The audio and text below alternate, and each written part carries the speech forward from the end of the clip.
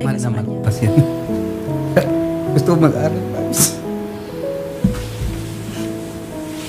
Dapat naman kung sila dibulas. Ayoko magkayaan tayo dito. Yan na lang nag-iisa na anak kung gusto ko makatapos. Kaya nagsikapan ko na igagapan ko siya. Pangako sa kanya.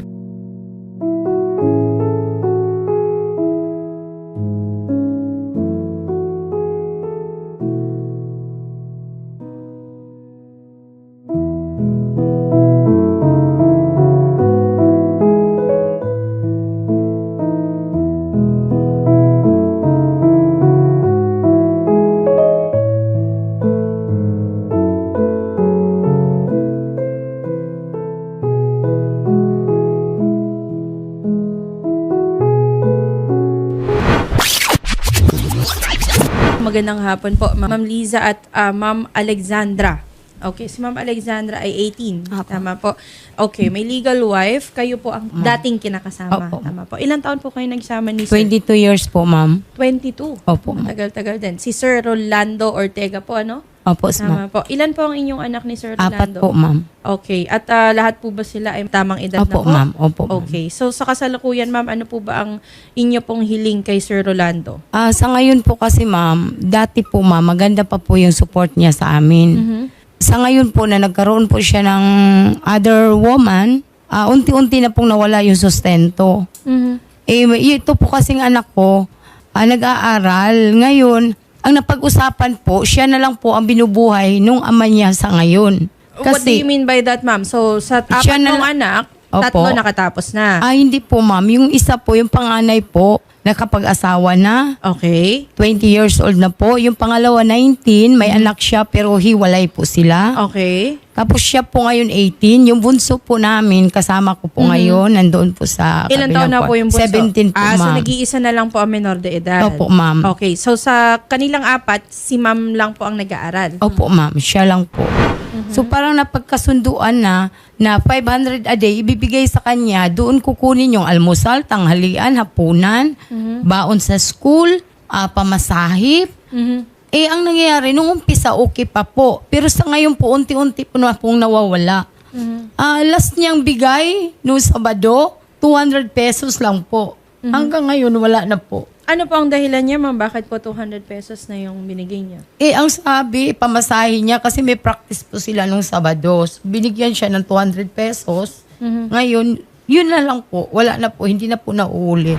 Ma'am, anong taon na po ba kayo sa senior high? Sa araw-araw, ma'am, ano po ba ang inyong mga pangailangan? Mga magkano po kaya ang kakailanganin? Actually po, depende po yan kung magkano po yung, minsan po kasi nag-aambagan kami about sa mga projects, ganun po. Tapos po, pag hinihingan ko na po kasi si Papa, sumisingit po talaga palagi yung babae niya po. Yung parang wala na po siyang karapatan magsalita sa akin kasi po, palagi na lang po pinapangunahan ng babae. Doon po kasi ako nagagalit sa babae kasi po masyado pong nangingilam.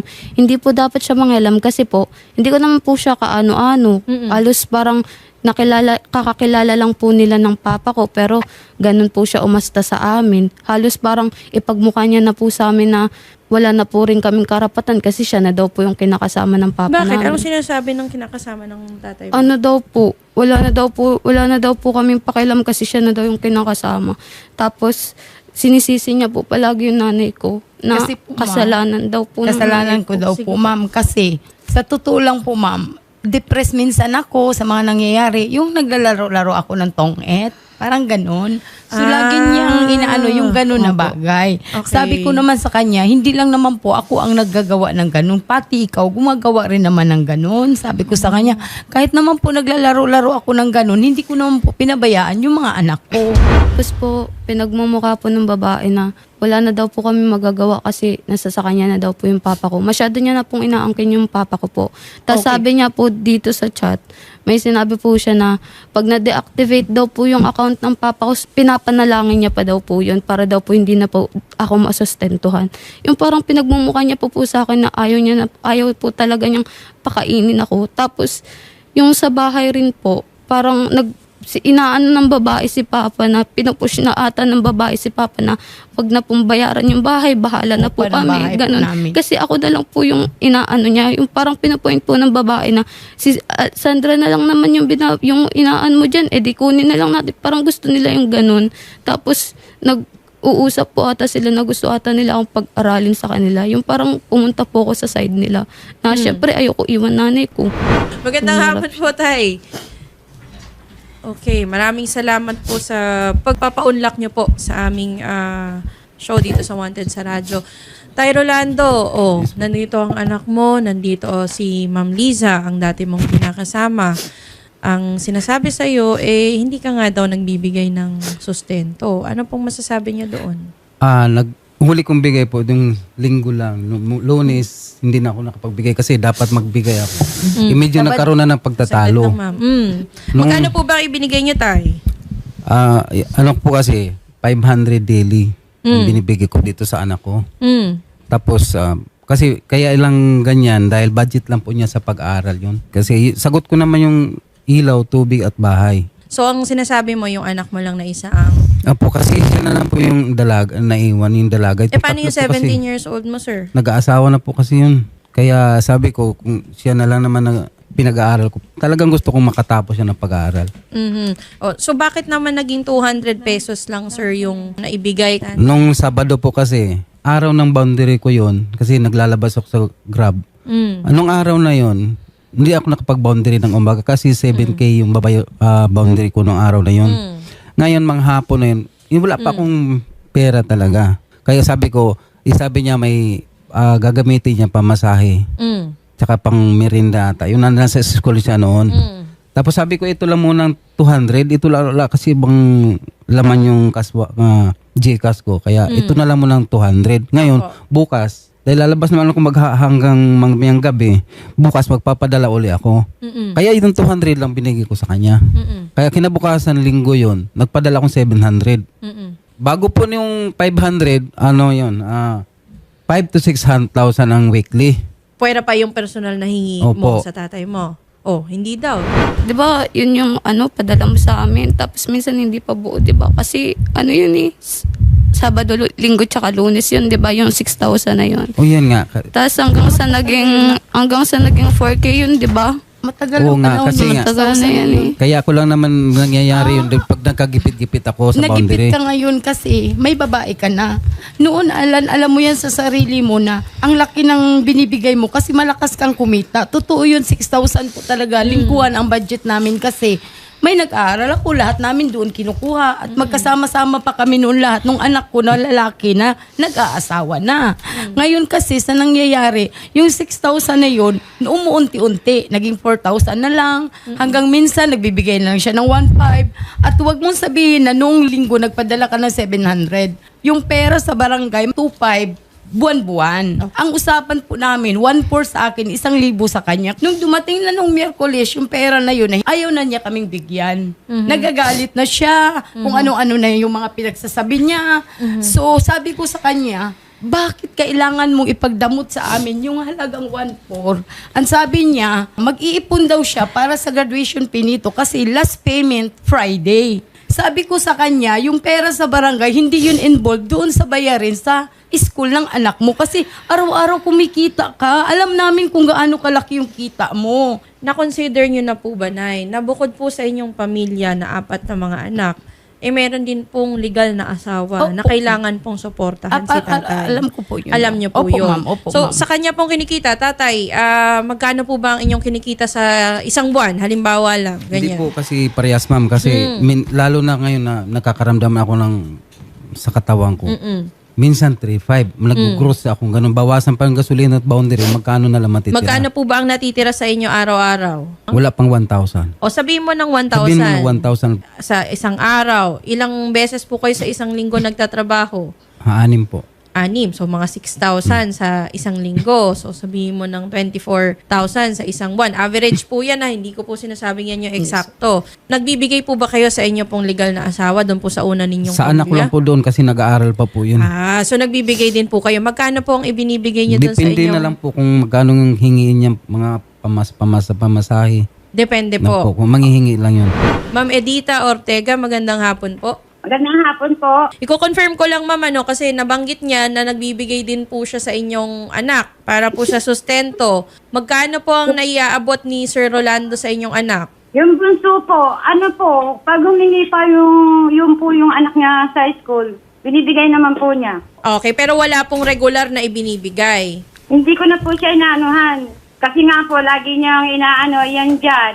Halos wala naman natitira sa kanya. Naaawa naman ako sa kanya, lalo man siya tinitiran. Sa kotse lang po siya natutulog.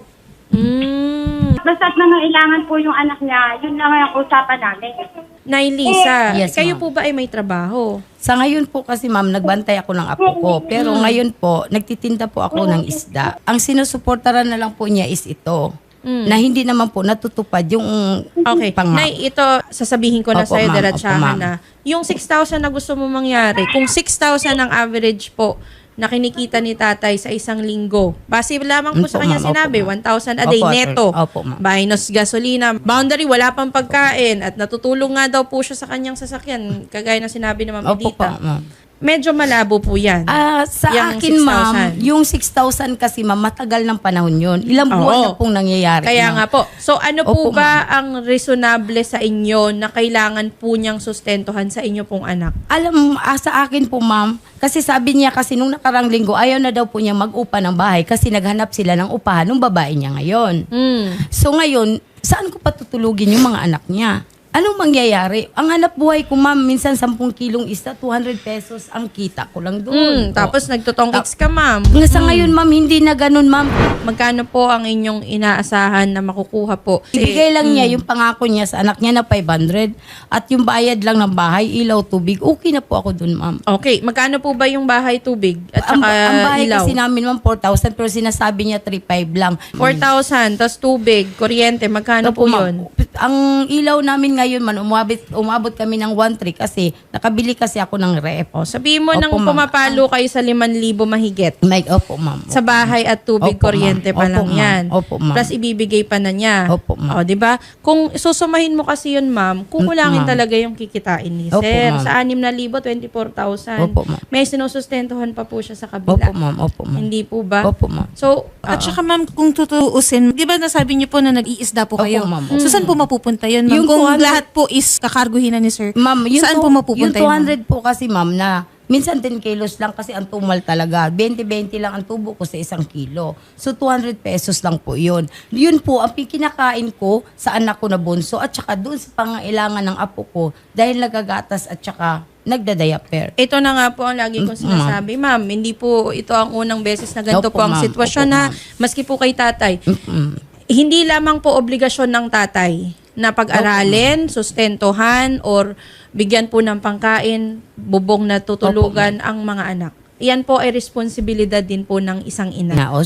ko po yun, ma'am. Kaya nga po ako po ay nakikiusap. Sinasabi ko po sa inyo, yung inyo pong pagsusugal, kahit sabihin nyo Opo, pong ma'am. Opo, ma'am. papitik-pitik lang po yan na 200 Opo, ma'am. kada Opo, araw, ma'am. di sana ipinambaon Opo, na lang ma'am, ni pero hindi na po Alexandra. nangyayari sa ngayon. Oo ma'am. nga na, Opo, isa ma'am. ngayon. Opo, ma'am. Sa ngayon. Pero paano bukas? Paano sa makalawa?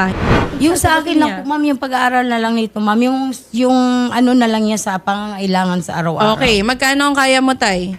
Kaya ko na maibigay yung 500 daily niya. 500 daily. Dati, maganda yung pakiramdam ko sa katawan. Kasi tumatanda na ako. Oo. Marami akong nararamdaman. Naiinda na. Opo. Kaya minsan, hindi talaga ako kumikita ng consistent yung kinikitang gano'n kalaki. Okay. Kaya sinasabi ko nga sa kanila na ganito lang kinikita ko. Hindi naman sila naniniwala dahil malakas daw ang kumita.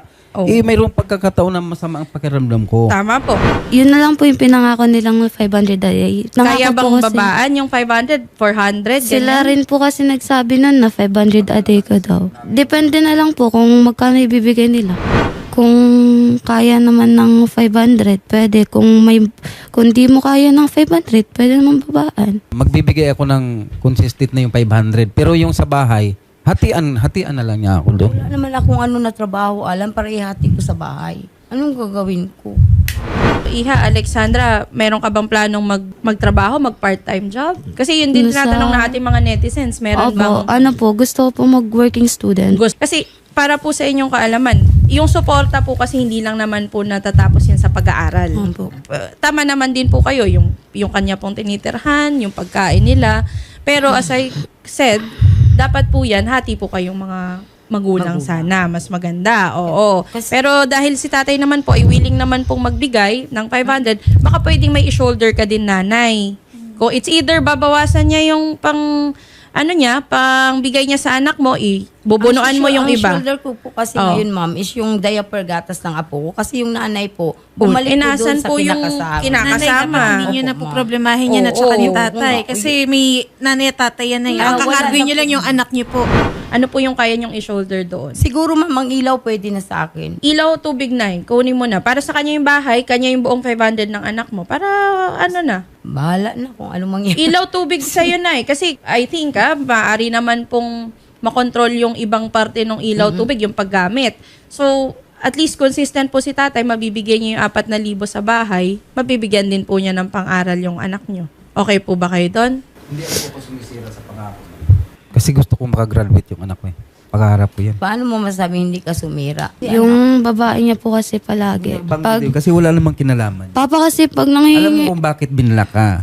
Kasi nga, pag nagsasalita ako, kasama ko, mag-uusap kami. Pag may narinig ka lang na may Di, nagsasalita ako yun. babae, ako kaagad, mumurahan nyo kaagad ako. hindi kita naman minamura. Sa iyo eh. Chairman Alba, Magandang hapon po. maaari po ba kaming dumulog sa inyo pong barangay dyan sa Old Cabalan upang matulungan po natin ang pamilya? Yes, attorney, welcome po dito yung mga ganyang case. Unang-una po, yung mga ganyan po, personal po nating haharapin yan. Kasama po yung bawsi. Kasi po, family po yan sa sustento. Para po magkaroon sila ng formal na kasunduan dito sa barangay, para sa ganun po, hindi magiging sagabal. Kasi po, pagka wala pong kasunduan, kung isa, mapalya po talaga yan. Kaya po kailangan magkaroon po sila ng kasunduan dito sa barangay. Mas maganda nga po na meron po kayong kasulatan para po at least kung may pumalya, meron po kayong maihahabla sa kanila kahit sa barangay po o sa korte kung sakasakali na pumalya po yung isang partido doon sa inyo pong napagkasunduan. Chairman Alba, meron po ba kayong pa-scholarship dyan sa inyong barangay? Meron naman po. Meron po ang aming programang SK para po doon sa mga bata. Oo. Na, isang, ano po to, yung 3-5 po yung scholar po ng aming SK. Oo, baka naman Financial assistance po. baka pwede pong matulungan din natin si Ma'am Yes Alexandra. po, opo. Attorney, at umasa po kayo na ayusin po namin maigi yan at himay-himayin namin yung mga kasunduan po nila. Sige po. Chairman Alba, kami po, kasama po ang team ng Wanted sa radyo ay sasama po para ma-schedule na natin tong sila Sir Rolando at Ma'am Lisa. No problem po, ma'am. Hintayin ko na lang po sila rito sa barangay. Sige po. Maraming salamat po, Chairman Rolando Thank you po, Alba thank you po. Okay. ng Barangay Old Cabalan, Olongapo City. So ganito po, Ma'am. Sir Rolando, kayo po ba ay okay po na magkita po sa barangay? Okay po, ma'am. Okay. Para yung kasulatan ninyo, yun na po yung masusunod. Yes, Okay? Man naman kasi yan. Gusto ko mag-aral, ma'am. Dapat naman kung sa bukas. Ayoko magkayaan tayo dito.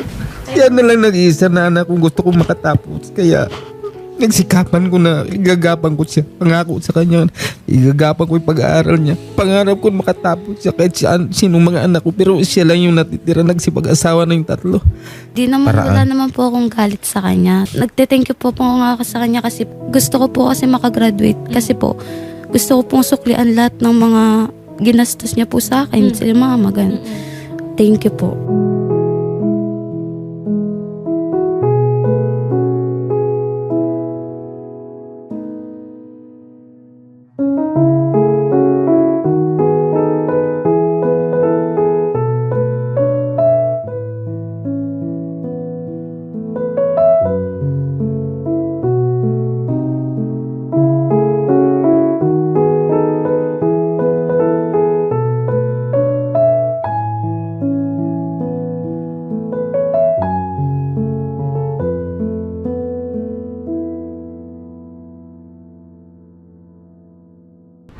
tatay, okay na kayo?